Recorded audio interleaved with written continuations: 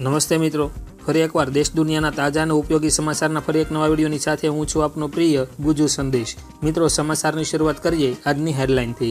કોરોનાના 322 નવા case, electric વાહનનો આવશે જમાનો, ગુજરાતના નેતાઓને જવાબદારી, જહાજ પર હુમલો, 25 ભારતીયો સુરક્ષિત, સર્ચ ઓપરેશન દરમિયાન પોલીસના મળ્યા વિસ્ફોટકો, ગિફ્ટ સિટીનો વિસ્તાર થશે, નવી સિવિલ હોસ્પિટલ બનશે, વિકાસની રાજનીતિને લઈને સીએમનું નિવેદન, હાલની વેક્સિન JN.1 સામે અસરકારક, શું પેટ્રોલ અને ડીઝલ સસ્તું થશે, ઠંડી માટે રહેજો તૈયાર, આજે તેલ અંગે સરકારનો નિર્ણય, દ્વારકામાં મહારાષ્ટ્રનું આયોજન કરાયું, આ મહાદેવના મંદિરની કાયાપલટ થશે અને આજથી રંગારંગ પ્રારંભ। આ તમામ સમાચારો આપણે આજના વિડીયોમાં વિસ્તારથી જાણવાના છીએ। તો મિત્રો, વિડીયોને અંત સુધી જોતા રહેજો અને ચેનલ પર નવા હો તો ચેનલને સબસ્ક્રાઇબ કરી ચેનલ સાથે જોડાઈ જજો, જેથી આ ચેનલ પરથી આવતા તાજા અને ઉપયોગી સમાચારોની અપડેટ આપને સમયસર અને સૌથી પહેલાં મળતી રહે। તો મિત્રો, શરૂઆત કરીએ સમાચારની। તો મિત્રો, સમાચારની શરૂઆતમાં જાણીએ કોરોનાના 322 નવા કેસ। આ અંગે વધુ જાણીએ તો ministry of health and family વેલફેરની વેબસાઇટ મુજબ દેશમાં છેલ્લા 24 કલાકમાં કોરોનાના 322 નવા કેસ નોંધાયા છે। કેરળમાં સૌથી વધુ 128 કેસ મળ્યા છે, કર્ણાટકમાં 96, દિલ્હીમાં 16, તેલંગાણામાં 11, ગુજરાતમાં 10, ગોવામાં 8, આંધ્રપ્રદેશ અને તામિલનાડુમાં 6, છત્તીસગઢમાં 3, MP, ઓરિસ્સા, રાજસ્થાનમાં એક કેસ નવો નોંધાયો છે અને કેરળમાં કોરોનાના એક દર્દીનું મોત થયું છે। ત્યારબાદ જાણીએ ઇલેક્ટ્રિક વાહનનો આવશે જમાનો। આ અંગે વધુ જાણીએ તો કેન્દ્રીય મંત્રી નીતિન ગડકરીએ જણાવ્યું કે વર્ષ 2030 સુધીમાં વાર્ષિક 1 કરોડ ઇલેક્ટ્રિક વાહનોનું વેચાણનું લક્ષ્ય મેળવવા કટિબદ્ધ છીએ। આ લક્ષ્ય મેળવવાની સાથે જ દેશમાં આશરે 5 કરોડ નોકરીઓ સર્જન પામશે। હાલના સમયમાં ભારતમાં 34.54 લાખ EV વાહનોનું રજિસ્ટ્રેશન થયું છે। પ્રદૂષિત વાહનોને હાઇબ્રિડ અને સંપૂર્ણ ઇલેક્ટ્રિક વાહનમાં ફેરબદલ કરવામાં આવશે। ત્યાર પછીના સમાચાર જોઈએ તો મિત્રો, ગુજરાતના નેતાઓને જવાબદારી। આ અંગે વધુ જાણીએ તો કોંગ્રેસે રાષ્ટ્રીય સંગઠનમાં મહત્વના ફેરફાર કર્યા છે, જેમાં મુકુલ વાસનિકને ગુજરાતના પ્રભારી બનાવાયા છે, જ્યારે ગુજરાતના દીપક બાબરિયા IACCના મહામંત્રી ઉપરાંત દિલ્હી અને હરિયાણા પ્રદેશ કોંગ્રેસના પ્રભારી પદે નિમાયા છે। પૂર્વ કેન્દ્રીય મંત્રી ભરતસિંહ સોલંકીની કેન્દ્ર શાસિત પ્રદેશ જમ્મુ કાશ્મીરના પ્રભારી તરીકે નિયુક્તિ કરવામાં આવી છે। ત્યાર પછીના સમાચાર જોઈએ તો મિત્રો, જહાજ પર હુમલો, 25 ભારતીયો સુરક્ષિત। આ અંગે વિસ્તારથી જાણીએ તો લાલ સમુદ્રમાં 2 જહાજો ઉપર હુમલો થયો હતો, જેમાં ભારત આવી રહેલ MV સાઈબાબા જહાજ પર ડ્રોનથી હુમલો કરવામાં આવ્યો હતો। ભારતીય નૌસેનાએ જહાજ પર થયેલા હુમલાને લઈને નિવેદન આપ્યું હતું કે આ જહાજમાં 25 ભારતીયો હાજર હતા, તેઓ સુરક્ષિત છે। જોકે જહાજ પર લગાવવામાં આવેલ તિરંગો ભારતનો નહીં પણ ગેબોન દેશનો હતો। લાલ સમુદ્રમાં દિન પ્રતિદિન હુમલાઓ વધી રહ્યા છે। ત્યાર પછીના સમાચારની વાત કરીએ તો મિત્રો, સર્ચ ઓપરેશન દરમિયાન પોલીસને મળ્યા વિસ્ફોટકો। આ અંગે જાણીએ તો જમ્મુના અખનૂરના ખોડામાં પોલીસને સફળતા મળી છે। સર્ચ ઓપરેશન દરમિયાન 1 પિસ્તોલ, 3 ID, 2 ગ્રેનેડ અને 30 રાઉન્ડ મળી આવ્યા છે। વાસ્તવમાં પોલીસને ડ્રોન પડવાની શંકા હતી, કેટલાક પેકેટમાં ગન પાવડર પણ મળી આવ્યો છે। તાજેતરમાં સૈન્યની ગાડી પર હુમલો થયો હતો, જેમાં 5 જવાન શહીદ થયા હતા। છેલ્લા કેટલાક દિવસથી આતંકીઓ અને સૈન્ય વચ્ચે અથડામણના કિસ્સા વધ્યા છે। ત્યારબાદ જાણીએ મિત્રો, ગિફ્ટ સિટીનો વિસ્તાર વધશે। આ અંગે જાણીએ તો દારૂની છૂટ મળ્યા બાદ ગિફ્ટ સિટી બાબતે વધુ એક નિર્ણય લેવાયો છે। તેના વધુ વિકાસ માટે ગાંધીનગરના 4 તાલુકાનો સમાવેશ કરવાનો નિર્ણય લેવાયો છે। હાલમાં 35 એકરમાં આકાર પામેલા ગિફ્ટ સિટીને વધારીને 157 એકર સુધી ફેલાવવાનો નિર્ણય લેવાયો છે। એક રિપોર્ટ મુજબ લવારપુર, વલાદ, ડભોડા અને શાહપુર ગામને ગિફ્ટ સિટીમાં ભેળવવામાં આવશે। એક એરપોર્ટ પણ બની શકે છે અને કેટલીક 5 સ્ટાર હોટેલ પણ આકાર પામી શકે છે। ત્યાર પછીના સમાચારની વાત કરીએ તો મિત્રો, નવી સિવિલ હોસ્પિટલ બનશે। આ અંગે જાણીએ તો વિધાનસભાના અધ્યક્ષ શંકર ચૌધરીએ માહિતી આપી કે થરાદમાં અદ્યતન સરકારી હોસ્પિટલ આકાર પામશે અને તેમાં 50 કરોડ રૂપિયાનો ખર્ચ લાગશે અને તેનું ખાતમુહૂર્ત આવતા મહિને કરવામાં આવશે।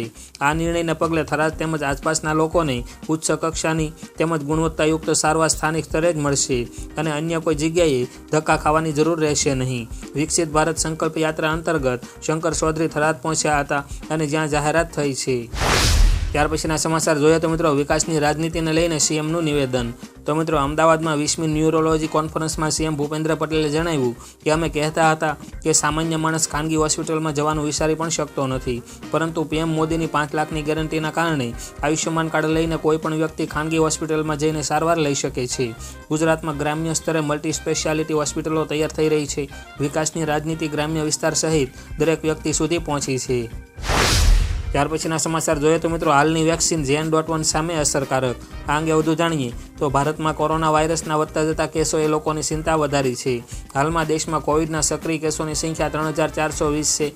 કોરોના Jan.1 સબ વેરિયન્ટને લઈને દરેક રાજ્ય સંપૂર્ણ એલર્ટ મોડમાં છે. જોકે આ દરમિયાન સારા સમાચાર આવ્યા છે. WHOએ કહ્યું કે એવા કોઈ પુરાવા નથી કે લોકોને આ પ્રકારથી વધુ જોખમ છે. હાલમાં ઉપલબ્ધ રસીઓ આ પ્રકારથી ગંભીર બીમારી અને મૃત્યુને રોકવામાં સક્ષમ છે.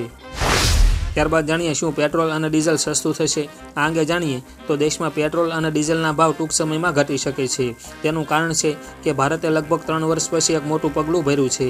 ભારતની પેટ્રોલિયમ રિફાઇનરીઓ વેનેઝુએલા પાસેથી ફરીથી ક્રૂડ ઓઇલની ખરીદી શરૂ કરી દીધી છે. વિશ્વની સૌથી મોટી પેટ્રોલિયમ રિફાઇનરીના માલિક રિલાયન્સ ઇન્ડસ્ટ્રીઝ આ મામલે વેનેઝુએલા સાથે સીધો સોદો કરે તેવી અપેક્ષા છે. આવી સ્થિતિમાં 2024ની ચૂંટણી પહેલાં પેટ્રોલ ડીઝલ સસ્તું થઈ શકે છે. ત્યાર પછીના સમાચાર જાણીએ તો મિત્રો ઠંડી માટે રહેજો તૈયાર. આ અંગે વિસ્તારથી જાણીએ તો હાલ રાજ્યમાં ઠંડીમાં વધારો થઈ રહ્યો છે ત્યારે હવામાન વિભાગ દ્વારા મોટી આગાહી અપાઈ છે. હવામાન વિભાગના જણાવ્યા મુજબ આગામી 24 કલાકમાં ગુજરાતમાં 2 થી 3 ડિગ્રી જેટલો તાપમાનમાં ઘટાડો થશે અને ઠંડી વધતી જોવા મળશે. ત્યારબાદ તાપમાન સ્થિર રહેવાની શક્યતા છે. અમદાવાદનું લઘુત્તમ તાપમાન 15 ડિગ્રીની આસપાસ રહેશે. ભેજવાળા વાતાવરણને કારણે કેટલાક દિવસથી ઓછી ઠંડીનો અનુભવ લોકોને થઈ રહ્યો હતો. ત્યાર પછીના સમાચાર પર નજર કરીએ તો મિત્રો ખાદ્ય તેલ અંગે સરકારનો નિર્ણય. તો મિત્રો કેન્દ્ર સરકારે ખાદ્ય તેલ ઉપરની કસ્ટમ ડ્યુટી મુક્તિની મુદત 1 વર્ષ માટે લંબાવી છે. આથી માર્ચ 2025 સુધી 12.5% લેખે કસ્ટમ ડ્યુટી લાગશે. જોકે આ વર્ષે જૂનમાં સરકારે crude palm oil, crude sunflower oil અને ક્રૂડ સોયાબીન ઓઇલ પરની કસ્ટમ ડ્યુટીમાં 5%નો ઘટાડો કર્યો હતો.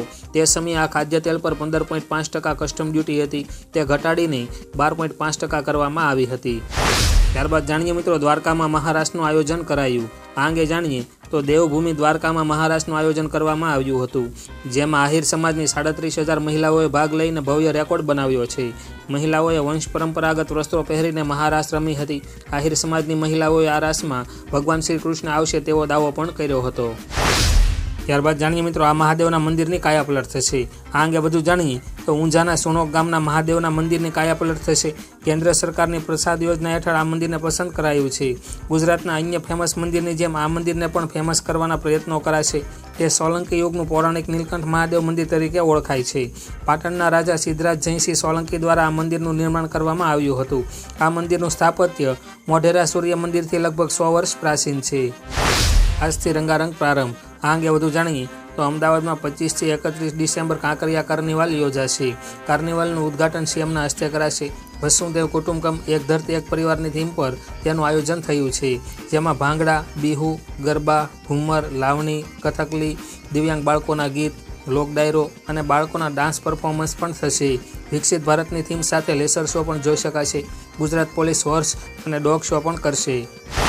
તો દર્શક મિત્રો આજના સમાચારના આજના વિડીયોમાં બસ આટલું જ. આપને વિડીયો પસંદ આવ્યો હોય તો વિડીયોને લાઇક કરજો, વિડીયો આપના મિત્રો દોસ્તો સાથે શેર કરજો અને ગુજુ સંદેશ ચેનલ પર ન આવો તો ચેનલને સબસ્ક્રાઈબ કરી ચેનલ સાથે જોડાઈ જજો, જેથી આ ચેનલ પરથી આવતા તાજા અને ઉપયોગી સમાચારના વિડીયોની અપડેટ આપને સૌથી પહેલાં અને સમયસર મળતી રહે.